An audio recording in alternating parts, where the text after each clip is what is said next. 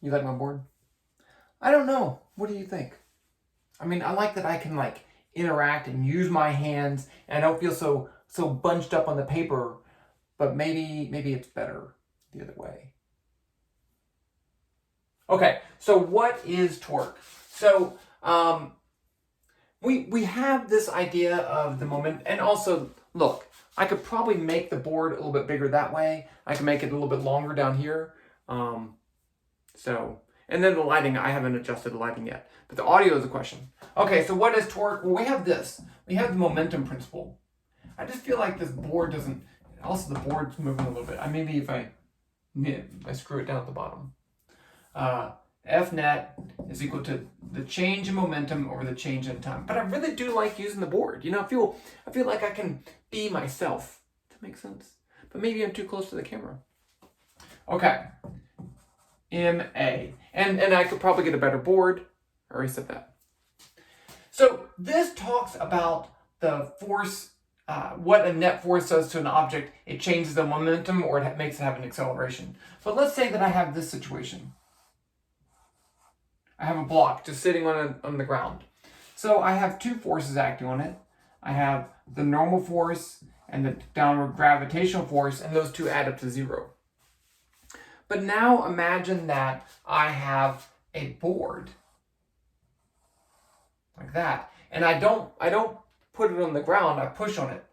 So I push up with some force, I'll put it right there, F up, and then there's a downward gravitational force, mg, and that's the same thing. But now, what if I did this?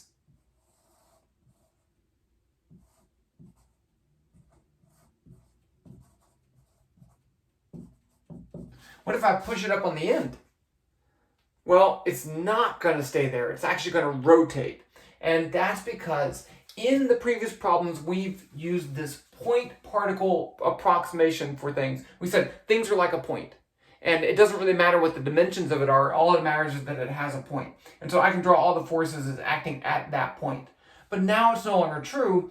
It does matter where you put that force. And so trying to describe what this force does in this location is what we call the torque. So there are 3 common definitions that you're going to see in your textbook for torque.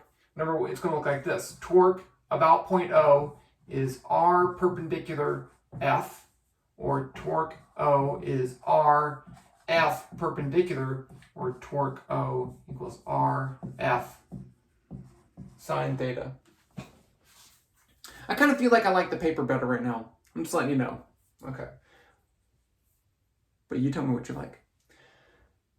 Okay, so this says that the torque about this point is equal to the distance, the perpendicular distance from this point to that force. So these forces are not perpendicular, but if I did draw a line like that, and I use this as my distance, that's R perpendicular because it's perpendicular to the line through the force, and then multiply that by the magnitude of the force, that gives me the torque. You know torque depends on these 3 things, right? You know that the further away I pull on something, if it's a wrench, the further away I pull on it, the harder I can twist it. Or the harder I pull, the harder I can twist it. And also this angle should be close to 90 degrees. If I pull this way, it's not gonna twist it at all. Okay, the other definition is to use this perpendicular force. So I use that distance and then a force perpendicular to the component perpendicular to the to R, and that actually is F sine theta. And then I just get the generic version right here, F sine theta. R F sine theta. Now, torque is actually a vector. Because, actually, let me say it this way. If the torque is positive, we'll call that counterclockwise. If the torque is negative, we'll call that clockwise. And that's just a convention. Okay, so if this would make the thing rotate that way, we'd call it a positive torque. If it would make it rotate the other way, we'd call it a negative torque. But really, torque is R cross F. So torque is actually a vector also. It's a vector that's equal to the cross product of these 2 things, which I'm not going to get into right now. But the key thing is that I can determine the direction from something called the right-hand rule. So So if I use my right hand and I find a vector that's perpendicular to both r and f, then that would be the direction of the torque. So in this case, r is that way, f is that way. There are two vectors that are perpendicular to both. This is one coming out of the board, it's perpendicular to r and f, and then going into the board is another one. And then I can just use my right hand to cross through r and then f and get the answer for that. So this right-hand rule is something that we're going to use more in the second part of physics when we look at electric and magnetic fields. But that's the torque, and we use it to determine the rotational properties of an object. But the first thing we're going to do is use torque for situations where there is no rotation, and we call that equilibrium. So in equilibrium, the net force should be 0 and the net torque should be 0. Okay, I'm going to stop there. You guys need to let me know, do you like the board or do you like the paper?